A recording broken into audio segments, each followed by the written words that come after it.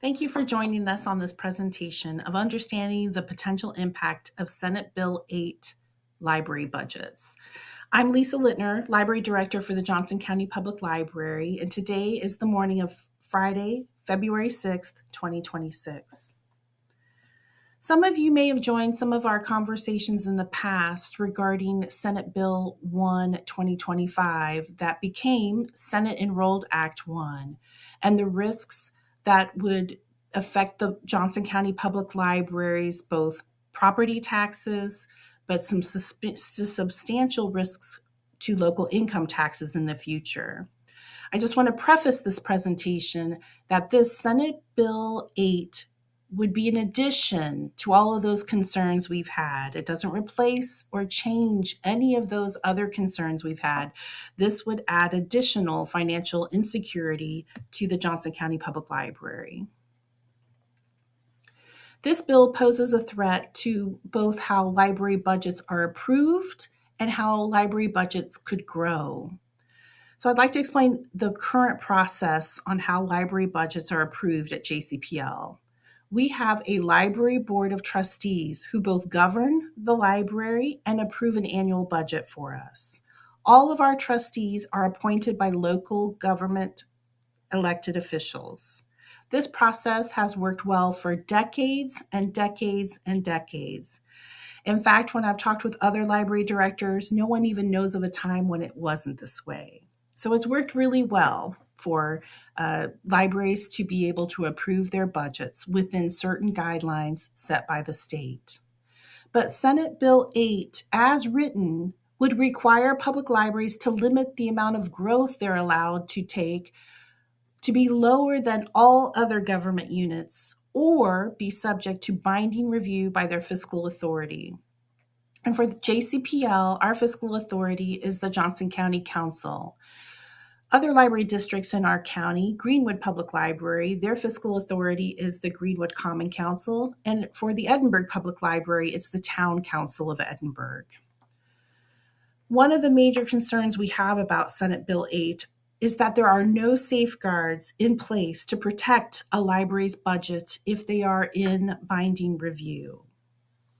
So we're going to talk a little bit about how JCPL created their budget for 2026. We work within strict guidelines of information provided to us by the Department of Local Government and Finance, just like all the other government units do. And in 2025, as we were planning the 2026 budget, we were told that the maximum levy growth quotient, or the percent that we could increase our budget, was 4%. And all government units use that for planning their 2026 budgets. For that, that means the library could increase our budget by no more than 4% or be subject to binding review. So non-binding review is the process that JCPL has done with the Library Board of Trustees for many, many, many years. And in fact, the 10 years I've been here, we've always had a non-binding review process for our budget because we stay within those that percentage every single year for our growth. Binding review of budgets, we'll discuss a little bit later of what that means, both now and under what SB 8 is stating. So our 2026 budget was calculated and improved with this formula. We used our 2025 certified budget for JCPL, which was $10,506,446. We were allowed to multiply it by 4%.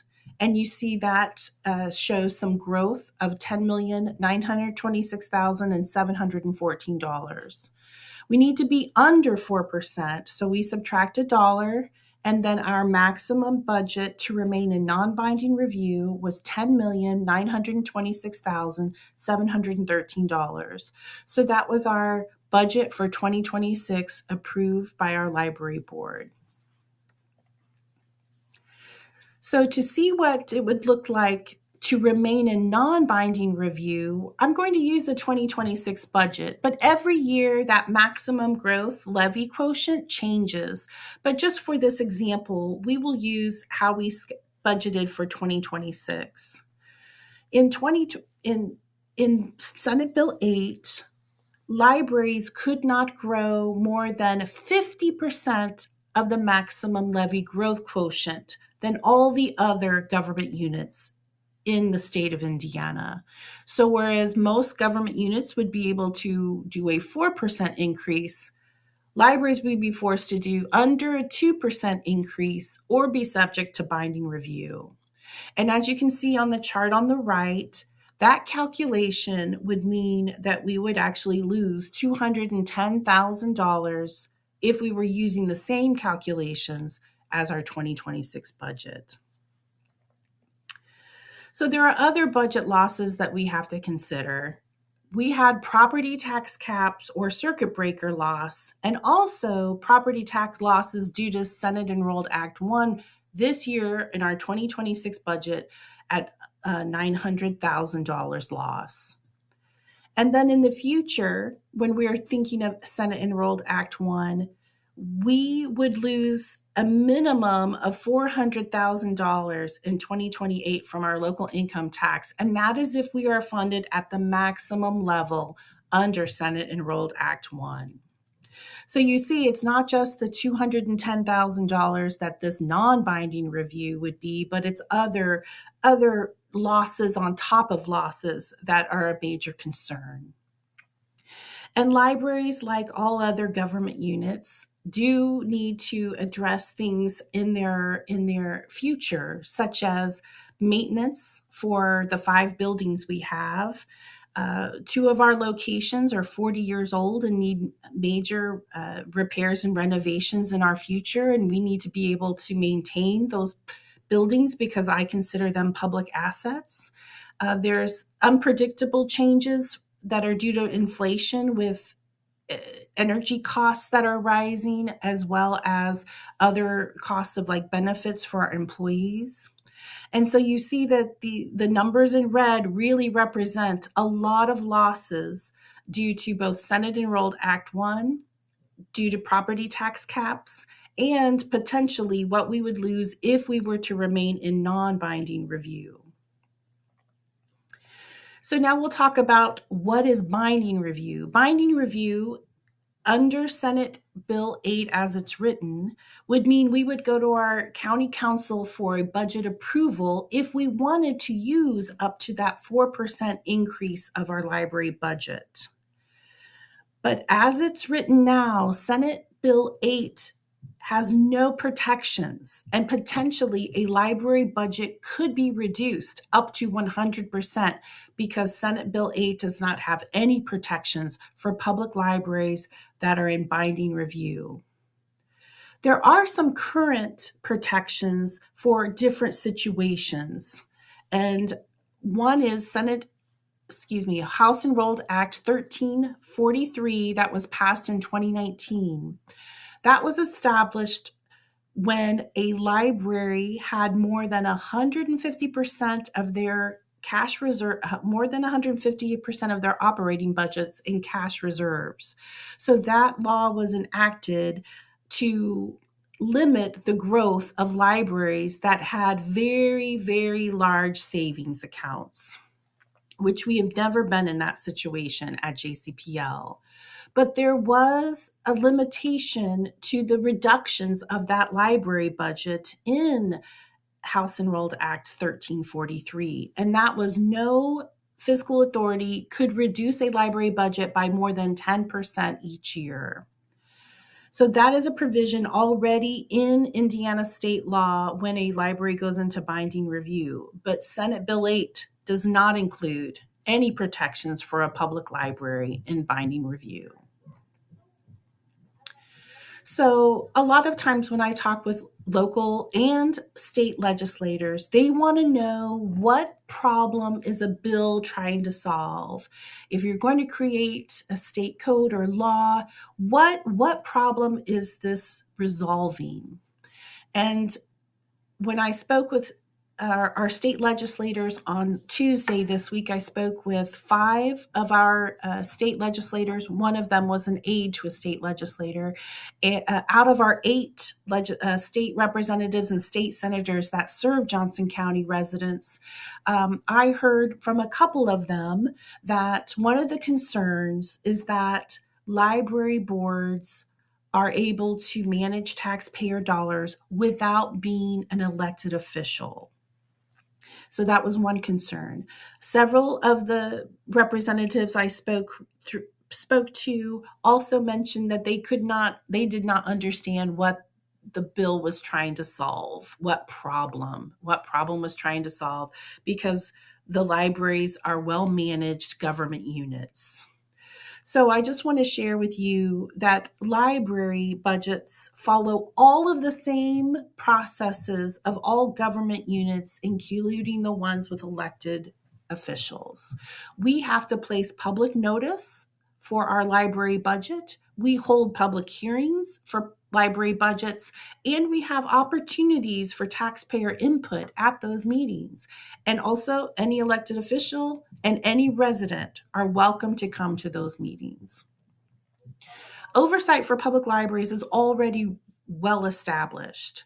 All of our Board of Trustee members are appointed by elected officials. At JCPL, we have 2 board trustees that are appointed by the Johnson County Council. We have 2 trustees appointed by the Johnson County Commissioners. We have 2 trustees appointed by the Franklin School Board, and that is because our administration building is in Franklin, so they get 2 board appointees. And then we have 1 board appointee by all of the presidents of the school boards in Johnson County that are not Franklin community schools. We also have fiscal controls already in place. Public libraries must seek fiscal authority approval for any issuance of debt. And since I've been here 10 years, we did get approval from the Johnson County Council for our issuance of a library bond to build the Clark Pleasant Branch project. And you also need fiscal authority approval for any additional appropriations to spend money that the library has saved outside of what we've appropriated to budget for our operating expenses. We have to get permission from the county council to do that. And then we also need to get county council approval for any budget increase over that maximum levy growth quotient. And in 2025, it was 4% for 2026. So of all of those things, we have had approval for library bond, but we've not been in the situation for the other 2 things since I've been library director. So what happens next with Senate Bill 8? A little brief background. The bill is already passed through the Senate Tax and Fiscal Committee. It has passed through the 2nd reading and the 3rd reading. At a few of our other presentations we've had, some of our attendees wondered who the bill authors were. So I've listed the bill authors here on the screen. There are also some additional co-authors to the bill, and Representative Prescott is the sponsor of the bill. The bill is now at the House Ways and Means Committee, and in Johnson County, we have 2 representatives that are on this committee, and that is Representative Peggy Mayfield and Representative Rob Green. Now, there could be possible amendments that are added to this bill, and if it passes, it will go for a 2nd reading at the House and possibly a 3rd reading. And if it passes that 3rd reading, then it would go back to the Senate if it has been amended in the House for another vote. Now, it's possible that the bill will fail in one of these processes. And if that happens, then we really won't hear anything else about this Senate Bill 8, and it also will not affect public libraries next year. But if it does pass all of those things, we're going to need some help. And so, what can you do to help if you support public libraries in Indiana? I encourage you to sign up to be a library advocate and encourage others to do so. You can do that at our foundation's website, jcplf.org/advocate. And we also ask you to call or email your Indiana state representative because this bill is at the House currently. I have a list here of Indiana state representatives in Johnson County with a map. You can also go to the government website to get your exact representative if you're not quite sure exactly who is your representative. And you can also call the representative's office and ask to speak to a representative, or leave a message or talk to one of their aides. And just to kind of recap, Senate Bill 8 weakens our public library's ability to provide core services. If we have to take less funds in order to stay in non-binding review, that's going to make things very difficult, not just next year, but every year to follow. And I just want to say, we do provide very core services for the entire community and welcome every resident to explore and strengthen their lifelong learning, their whole life from the cradle all through retirement. The public library is one of the places where early childhood education is developed, and a love of learning builds a strong foundation for educational success for our residents. We also assist lots of residents with workforce development and employment searches. We are a place where the internet is accessible, which we all understand and know is essential in today's world. You can't even apply for a job without an email account and online access to applications. The library is also a place where seniors can connect with others and feel less lonely. And we're also a community anchor, a community center, and a place where you can come and use our study rooms if you're working on a college degree or working on a business plan, and we provide extra help for you with those as you need as well. Senate Bill 8 has potential for significant losses, not just for Johnson County Public Library, but all libraries in Indiana.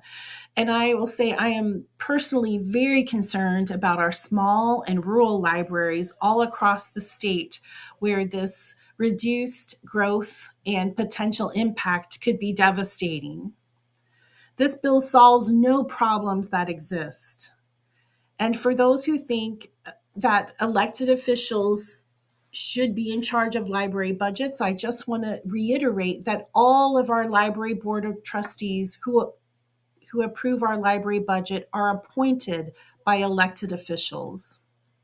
We ask you to stand up, call your representative, and ask them to oppose Senate Bill 8 if it reaches the House floor. And we've also been asked over the last couple of days, like, how do you talk to an elected official? If you've never reached out to an elected official, first I want to say they're very approachable. And all of the folks that I've talked to are very interested in listening from their constituents.